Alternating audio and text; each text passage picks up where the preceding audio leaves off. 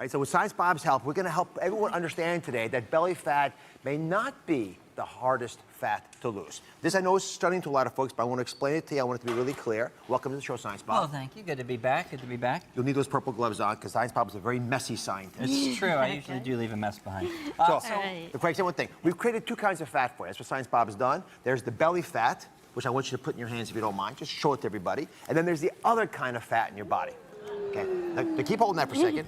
And look at this fat that I've got, okay? Now, this is the fat that's in your thighs, behind your arms, under your chin. This is the other fat. That's the belly fat. There's a subtle difference between them. And it turns out the fat in your belly is very unique. Take it away, Science Bob. Yeah, so we're going to use the science of polymers to kind of demonstrate this. So imagine that these crystals here represent eating right and exercising, all that good stuff. Go ahead and sprinkle that over the fat. Okay, so we both are going to exercise and eat right and all those things. Right. We're both going to sprinkle on our fat. Okay. Good. Sprinkle it on. There you go. There you go.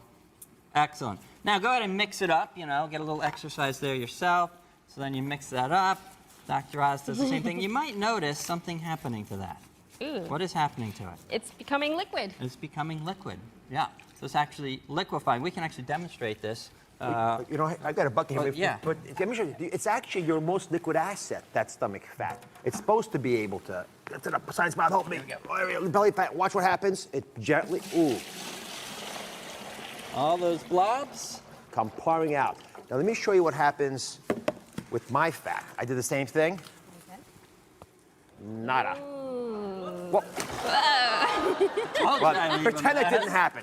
Pretend that didn't happen. But in general, we actually always thought that fat was sort of equally stubborn. Right. The belly fat is particularly able to be a liquid asset, to sort of pour out of your body. And that's why it's so important to understand that even 5 or 10 pounds, a little bit of weight loss, immediately begins to affect this, which has a huge benefit because that's the fat that causes all the problems with blood pressure and cholesterol and diabetes, all that bad stuff. Okay. So the second you begin losing weight, the second you start benefiting in a very big way for your health.